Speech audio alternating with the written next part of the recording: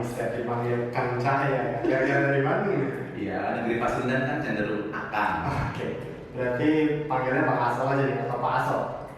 Mungkin lebih ke abang ya, karena saya juga dari suku Betawi. Betawi. Jadi panggilnya enaknya Bang ya, Bang Iya. Aso. Memang di bapak kan ketua. Teman-teman di sini juga udah panggilnya Bang Aso semua ya. Iya.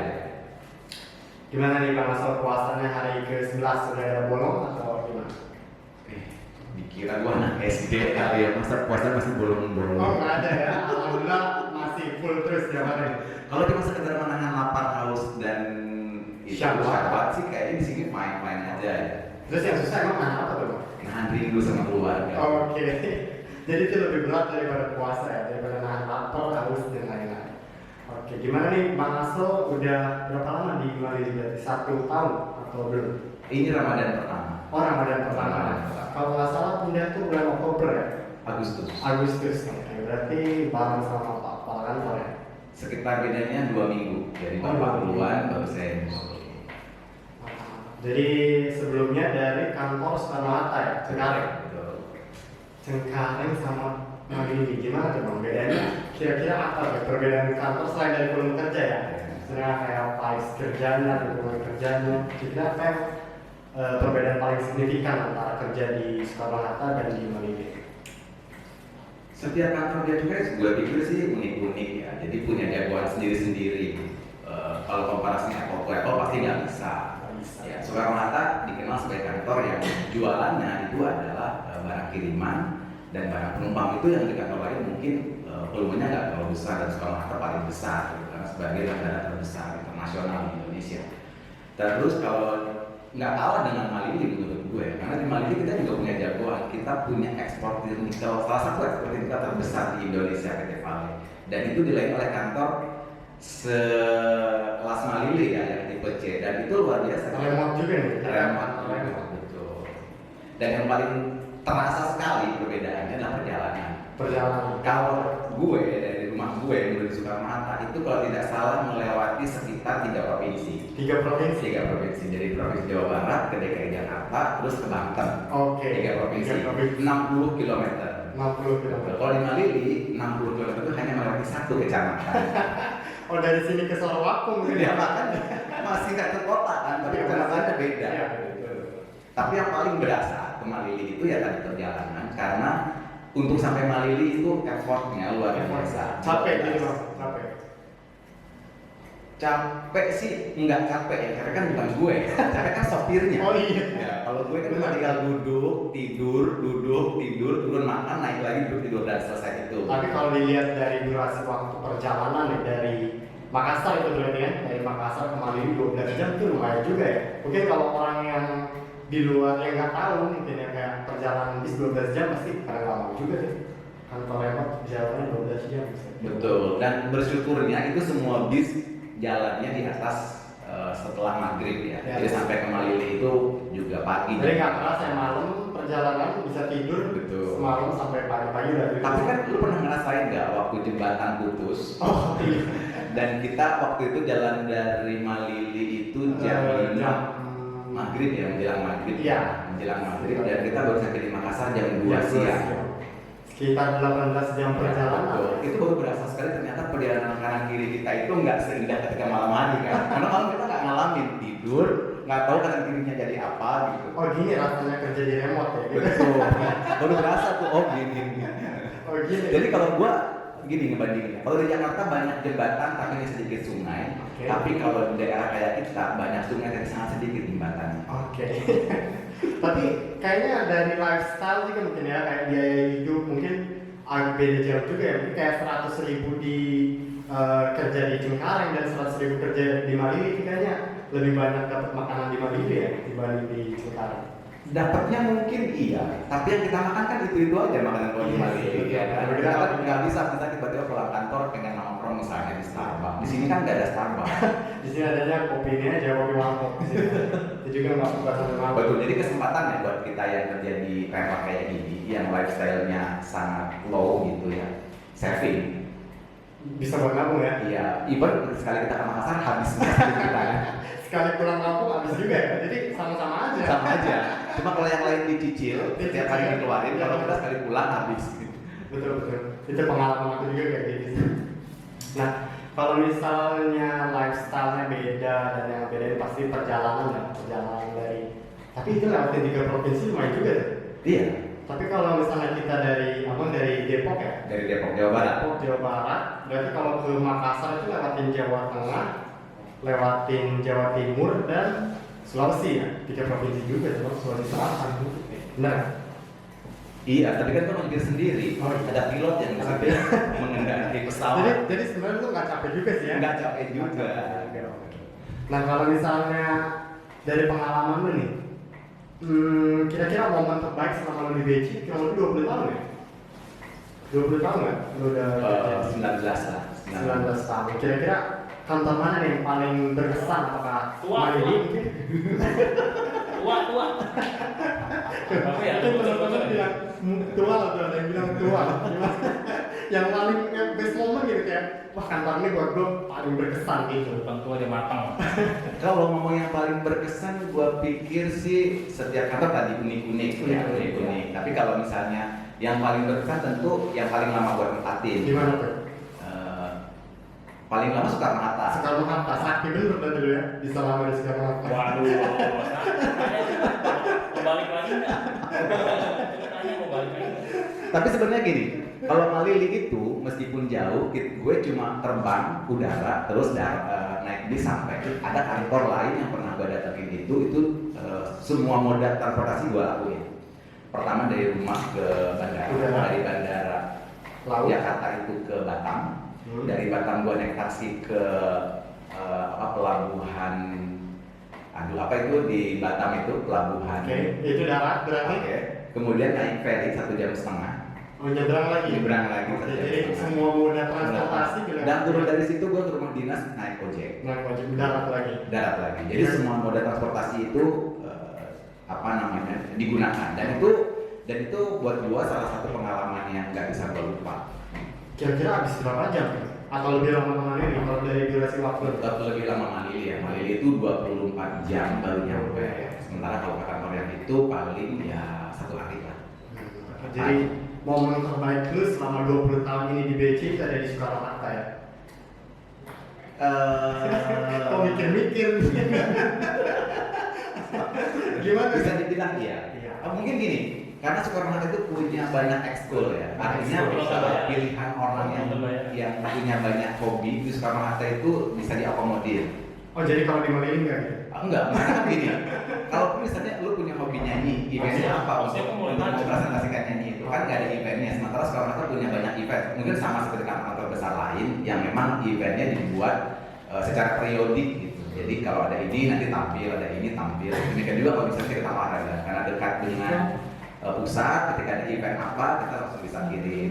Jadi perbedaannya kayak untuk menyalurkan mungkin ya minat bakat kita kalau misalnya kita di kantor Soekarno-Hatta itu kita chance-nya lebih besar. Betul. Tapi di Malili kita bisa langsung melihat talent-talent itu personal.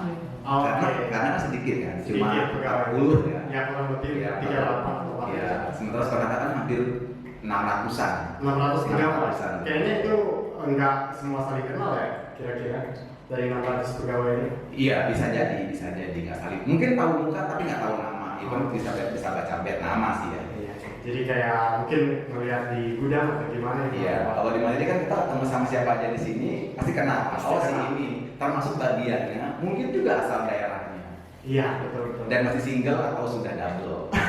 Double itu gimana maksudnya? Udah menikah. Wah, bahas nikah. Bahas nikah ini menarik juga nih. Kalau nggak salah ya denger Bang Asol ini nikah di umur 23 tahun ya. Jadi di umur aku sekarang Bang Asol udah nikah nih. Gimana nih? Salah. Gue nikah itu umur 22. 22. Gimana rasanya Bang? Nikah muda nyesel? Nyesel ya? Oh bisa gue nikah umur 22 gitu. Padahal kalau misalnya nggak ada aturan pendidikan itu nggak boleh nikah, gue mungkin nikah umur 17 tahun. Oh, lebih cepat ya? Bukan yang paling lama tapi mau lebih cepat. Jadi emang kenapa itu? Apakah penganut Indonesia tanpa pacaran atau gimana tuh? Salah satunya itu. Tapi yang paling penting buat gue tuh gini sebenarnya. Gue pengen banget ketika anak gue gede, gue masih bisa main bareng sama anak. Oh, jadi nggak terlalu beda jauh gitu ya? Kayak sekarang kan kita bisa main futsal bareng, main bola bisa bareng, kalau renang juga bisa. Bahkan kita bisa tukeran baju bareng. Oke. Oh, jadi anaknya cowok juga nih? Atau? Yang pertama cowok, yang Yang kedua pertama cewek. cowok. Jadi udah berapa anaknya? Baru dua. Baru dua. Oh, baru dua berarti mau nambah lagi nih? Iya, kalau anak itu kan titipan. Oh, anak itu kan apa namanya, cinta yang berbuah amanah. Oke. Jadi Tapi kalau kan dikasih lagi, kita ya bisa berusaha juga kayak kita nggak mau punya anak dulu kan bisa diambil atau oh enggak, udah di los aja. oh di luar aja. Di los. Jadi kalau memang udah waktunya Dikasih ya dikasih. dikasih. Jadi nggak begitu mikirin ya. Betul. Ada nggak nih kayak kan lu umur 22 udah nikah nih, berarti seumur gua. Kayak gimana caranya kita bisa tahu kayak oh ini cewek ini atau cowok ini orang yang bakal gue nikahin nih. Kayak gimana kita bisa yakin kalau kita bakal sehidup semati sama orang ini gitu loh. Kan pasti kita mungkin nanti kita ada nggak cocok sesuatu atau kayak gimana ke depannya. Gimana tuh caranya bisa kita convince gitu, yakin banget nih ini orang bakal sehidup semati sama gue nih. Gimana caranya? Ini berdasarkan agama yang gue pahami ya. Kayaknya saran itu nih buat teman-teman yang nonton. Ini berdasarkan agama yang gue pahami. Jadi manusia itu kan katanya kalau dilahirkan itu udah ditetapkan tuh jodohnya, mautnya, rezekinya. Iya. Menurut gue gini, kalau misalnya kita sekarang kerja, apakah jaminan kalau kita akan kaya? Enggak, oke. Sama dengan jodoh. Jadi begitu memang ada momen di mana gue bertemu dengan seseorang, gitu ya, yang kita punya mimpi yang sama tentang hidup. Oke. Ya, kan tujuannya gitu, punya mimpi yang sama tentang hidup. Kita mau rumah tangga itu mau ngapain? Ya sudah, kita menikah saja. Jadi kurang lebih gini mungkin ya, kayak kita punya visi misi yang sama untuk kehidupan kita ke depannya. Jadi kenapa nggak kita lakuin bareng-bareng mungkin gitu. Betul. Karena gue pikir terinspirasi dari Hillary Clinton misalnya, Ya. bahwa di balik laki-laki yang hebat ada perempuan yang hebat. Oke. Dan gue selalu mikir gini, hidup itu harus seperti kura-kura dan kelinci, kura-kura dan kancil yang membalani. Kenapa? Jadi satu hari kancilnya sombong. Dikenal dalam dongeng kita zaman SD itu kancil itu kan kalau dibilang salah satu hewan yang sombong dengan kelincahan dia berlari. Oke. Satu hari kelinci menganggap semua yang ada di hutan ini kalah lari sama saya. Satu hari pura-pura datang ketemu kelinci. Kelinci pura-pura, gimana kalau lu sama gue lo lari? Oke, pasti menang kelinci dong. Iya, Harusnya kan. betul. Tapi kemudian kata pura-pura, tapi yang pilih rutenya harus gue. Oke. Jadi dipilih sama si kura-kura itu rute jalan lurus. Kemudian di tengah jalan lurus itu ada sebuah sungai yang memisahkan daratan yang satu dengan daratan yang lain. Otomatis kelinci kan tidak mungkin melompat. Kelinci nggak bisa berenang juga ya. Kemudian sampai di situ di titik daratan itu, maka si kura-kura pun melampaui si kelinci. Tapi kemudian si kura-kura bilang, kalau mau sukses bareng, lu naik di atas punggung gua, kita nyebrang bareng. Tapi sampai di sana lu gendong gua. Artinya menikah itu tidak ada sekurititas laki-laki yang lebih hebat atau perempuan yang lebih hebat. Kita masing-masing punya peran untuk sampai ke tujuan yang sama, tidak untuk saling menghilangkan. Ingat, menikah itu bukan mengeliminasi, tapi kita saling mensubstitusi, saling melengkapi. Oke, mungkin dari yang aku tangkap nih ya. Jadi sebenarnya cinta itu bukan tentang kesempurnaan, tapi cinta itu tentang saling menyempurnakan. Kalau gue mikir, kalau sudah sayang, maka kita akan melewati semua ketidaknyamanan. Oke. Mantap banget quotes dari Bang Asol ini ya, tentang percintaan. Tapi mungkin ya untuk anak zaman sekarang nih, kalau kita bicara tentang pernikahan, mayoritas itu pasti berpikir kita harus siap secara finansial gitu. Kayak ketika kita siap finansial, maka kita siap menikah. Kayak misalnya ketika aku pulang kampung nih kemarin, pulang ke Bandung dan teman-temanku ya kumpul-kumpul lah, teman-teman SMA dan teman-teman les dan lain-lain. Mereka bilang kayak, lu dan nunggu apa lagi sih? Udah tinggal nikah aja. Mungkin karena mereka berpikir kayak secara finansial dan punya pekerjaan tetap, income yang stabil dan cukup untuk menikah. Padahal kan sebenarnya kalau menikah itu nggak cuma tentang finansial. Betul. Karena mungkin Bang Asol juga tahu ya, banyak kasus-kasus perceraian gitu ya. Umur pernikahannya seumur jagung. Jagung umur berapa? Jagung umurnya berapa? Ada yang tahu? 3 bulan. Jagung udah 3 bulan. Itu udah panen ya. Oh, 3 bulan udah panen. Oke, jadi banyak nih pernikahan yang seumur jagung kayak baru beberapa bulan atau misalnya baru beberapa tahun itu udah cerai. Dan Bang Asol berarti udah sekitar 20 tahun ya pernikahan. Betul. gimana tuh, nggak bosan apa?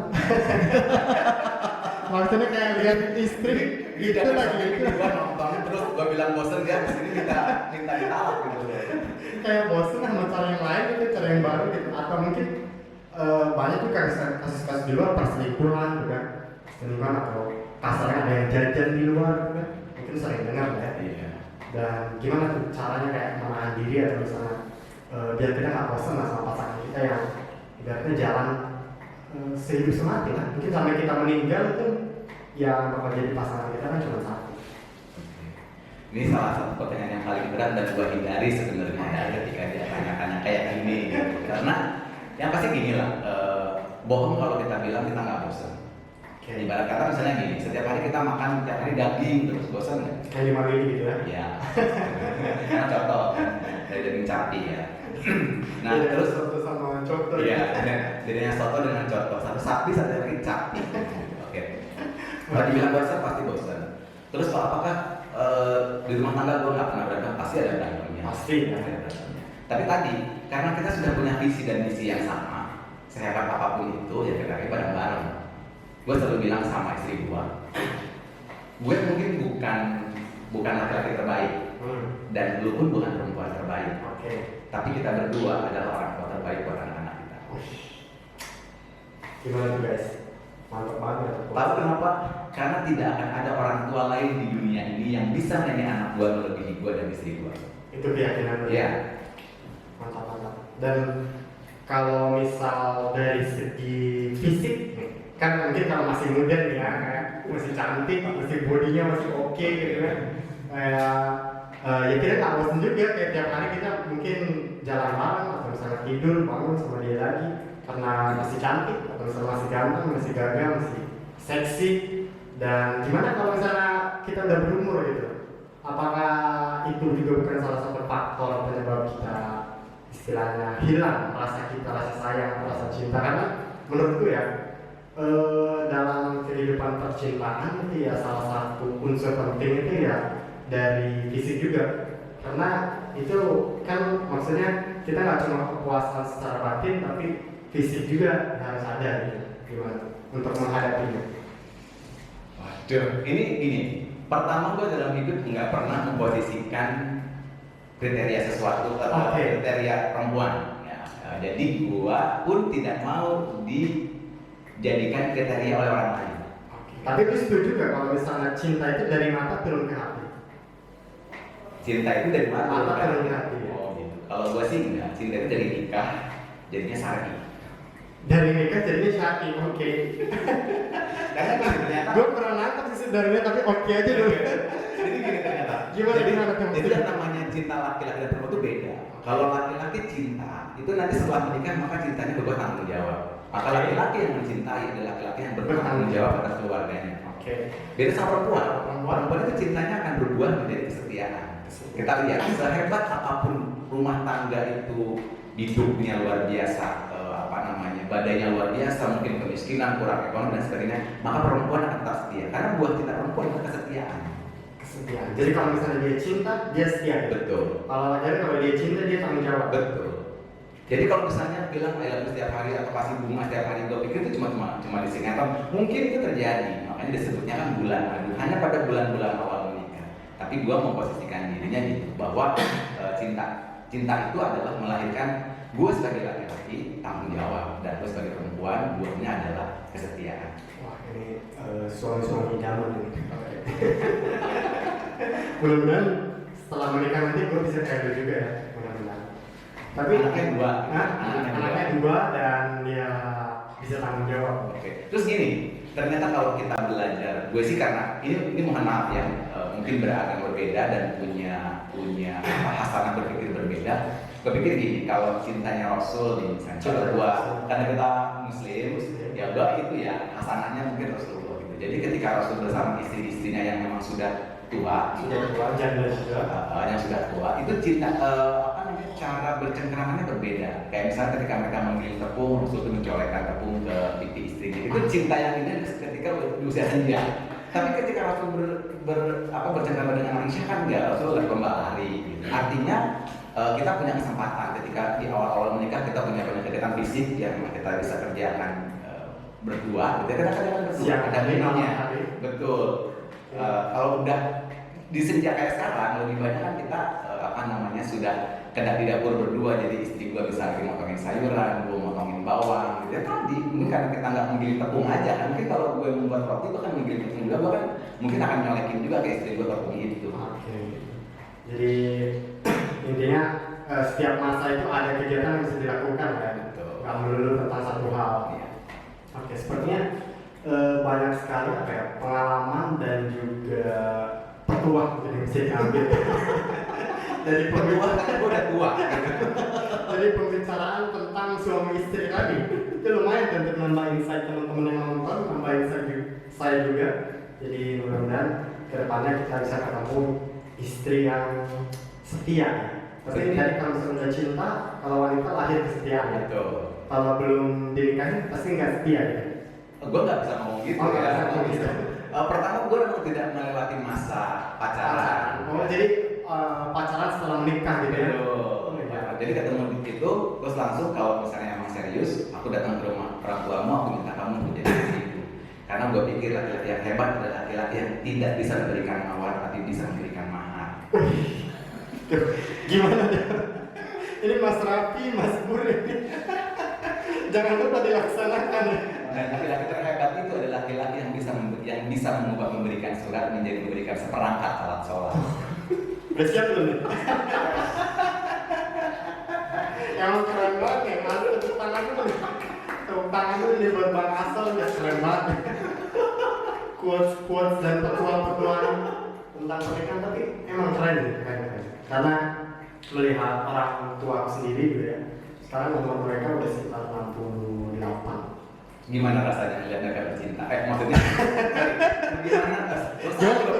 Jadi ambigu nih. Gimana rasanya ketika melihat mereka sekarang saling mencintai di usia senja? Apa yang mereka lakukan? Jadi gimana ya? Mungkin mereka itu karena udah berpuluh-puluh tahun bersama, jadi kayak udah paham gitu karakter masing-masing. Jadi kalau misalnya papa lagi bete atau lagi bad mood atau kayak gimana, mama tidak tahu gitu. Dan cara menangani itu pun udah tahu. Jadi kayak benar-benar koneksi antar jiwa mereka itu benar-benar nyambung. Dan karena dari anaknya sendiri ya kakakku juga udah pada menikah semua, dan dilihat dari nasihat-nasihat yang selalu orang tua gua kasih itu ya, namanya pernikahan itu nggak mungkin lurus-lurus aja gitu. Kayak pasti ada berantem, pasti ada bosan, tapi ya itu maksudnya gimana komitmen kita gitu untuk di hubungan itu untuk terus bersama. Karena kalau misalnya cintanya bukan karena Allah, mungkin bakal dipisahkan oleh dunia gitu. Jadi kita harus menikah karena Allah gitu. Ya kalau gue belum pengalaman sih. Jadi gue cuma dengar-dengar kata orang aja. Terus kalau balik pertanyaannya, lu sendiri punya mimpi kapan akan menikah? Misalnya. Oke. Wah, berarti gimana jadi hostnya nih? Kapan menikah?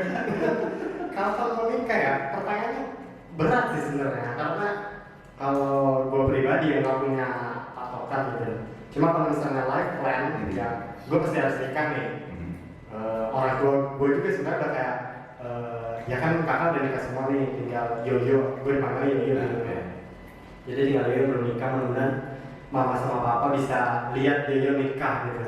Kayak mama bisa hadir, bisa menyaksikan anak bungsunya menikah gitu. Jadi mungkin kalau target gue ya, bingung juga nih jawabnya. Mungkin target sekitar 4-5 tahun lagi. 45 tahun lagi. 4 atau 5 Oh, tahun. 45 4 tahun lagi mah gue kata Mas Ibu banget. Oh iya. Ya mungkin dulu nih ya, kayaknya waktu lu lahir itu kayaknya ibu lu pulang rusuh kejauhan. Jadi nggak tahu dia. Iya, Iya, kalau gua kan dekat cuma di depan rumah gitu. gue jadi ingat nasihat yang disampaikan Pak Budian. Dia bilang jodoh itu di tangan Tuhan. Tapi kalau misalnya kelamaan, Tuhan juga bisa selesai. Jadi ini mungkin jangan terlalu lama ya. Oh, tapi kalau gue punya quotes yang baru. Oke, Ketika tidak dapat dengan cinta, maka biarkan cinta yang menemukan. wah, mantap. Jadi nggak usah kita nyari ya. Tapi kayaknya kalau cowok bisa nyari ya. Jangan banget ya. Kalau pernah mencari, saya menjemput. Kalau mencari itu kan hilang. hilang kalau menjemput sudah tersedia. Oke, mantap juga ya. Ya kalau gue sih segitulah 4 atau 5 tahun lagi karena gue pengen lanjutin studi dulu dan sejauh ini belum belum ada niat untuk dekat atau ya sedang mulai hubungan karena ada trauma. Don't lie. You see, don't lie on the public platform. Bentar, ini jadi ajang curcol ini. Perlu kita bedah lebih dalam kayaknya ini. Kalau host nggak usah dibahas. Pokoknya 4 atau 5 tahun lagi lah. Ada nggak lain telepon yang bisa dihubungi untuk 4 atau 5 tahun ke depan? Mungkin ada waiting list kan. Siapa tahu ada yang sudah mau waiting list nih gitu. Pokoknya 4 atau 5 tahun lagi. Kayaknya cukup ya. Nanti malah jadi ngebahas kalau terus-terusan ini bahas tentang percintaan. Mungkin kita ke next question. Pertanyaan selanjutnya ini dari pengalaman kerja dulu nih. Jadi pengalaman kerja dulu tadi kurang 19 tahun kan, 19 tahun dan gue kemarin baru lihat video nih di TikTok atau di Instagram, gue lupa sih, yang antara 2 platform itu. Jadi di video tersebut menceritakan seorang office boy OB yang resign dan seluruh pegawainya kayaknya kantor swasta ya, seluruh pegawai itu benar sedih dan yang sangat nangis dan benar sulit menerima kalau OB ini resign. Sementara beberapa minggu setelahnya bos di atas dia itu resign dan nggak ada kejadian yang sama seperti ketika OB itu resign. Nah di sini gue jadi pengen tanya apa yang lebih penting itu jabatan atau attitude sih? Mungkin kita melihat OB itu nggak punya jabatan apa-apa, kayak orang yang cuma bersih, dia nggak punya apa istilahnya decision making sebuah kantor ini nggak ada pada dia tugasnya cuma bersih, kurang lebih gitu ya. Jadi menurut lu kalau orang menerima itu yang penting jabatan atau attitude?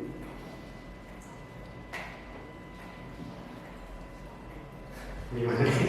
Mikir dulu ya. Mikir dulu kan jawabannya ini apa ya kira-kira yang membuat orang itu jadi begitu dicintai gitu kan sebenarnya. Jadi menyambung ke apa sih pernyataan lo gimana caranya supaya dicintai. Nah jadi bilang dulu, is it better to be feared or to be loved? Jadi lebih penting kita disegani, ditakuti atau kita dicintai? Aduh. Gimana nih? Pertanyaan ini agak berat sorry. Pertanyaannya sih ringan, jawabannya yang berat. Gitu. Jadi kadang-kadang gini, umur biologis sama umur manfaat itu beda. Umur biologis dan umur manfaat itu beda. Ada orang yang, misalnya nih ya, ada orang di kantor kita misalnya sudah 4 tahun bareng-bareng kita, tapi ketika dia pergi, ya kita biasa aja. Oke. Tapi ada orang yang mungkin baru 1 tahun atau 2 tahun bareng kita, begitu dia pergi kita merasa kehilangan. Oke, betul. Jadi gue lebih ngerasa gini, dimanapun kita berada, kita ada bagian dari keluarga. Ketika kita sudah memposisikan diri sebagai keluarga, maka kedekatan kita itu bukan hanya kedekatan secara jabatan atau pekerjaan, tapi kedekatan hati. Jadi kalau hatinya itu udah saling terconnected, gitu, sudah saling terhubung, maka nanti akan ada rasa kehilangan. Itu yang membuat orang itu bisa sangat begitu bersedih ketika ada orang yang keluar, karena ada orang yang di hati mereka itu sudah menjadi bagian hidup, terus tiba-tiba hilang orang itu. Makanya katanya sih stres tertinggi itu adalah ketika ditinggal pasangan. Kenapa? Karena kita sudah bersama pasangan kita kan bertahun-tahun, tiba-tiba ditinggalkan, itu adalah stres yang sangat hebat. Oke. Jadi kalau buat gua sih, yang mana yang disegani atau dicintai, gua lebih memilih yang dicintai. Dicintai. Nice. Pertanyaan terakhir nih Bang. Alhamdulillah. Sampai juga di penghujung pertanyaan gue. Lu makan coto, nasinya dicampur apa dipisah? Jadi bisa dong. Kenapa Bang? Ya percuma dicampur kalau sudah tidak lagi ada rasa. Boleh juga tuh. Percuma ya dicampur kalau udah nggak ada rasanya lagi. Dan tidak pernah jadi berbicara. Oke. Sampai ketemu di podcast berikutnya. Lu hostnya Bang. Salah ya gua ya.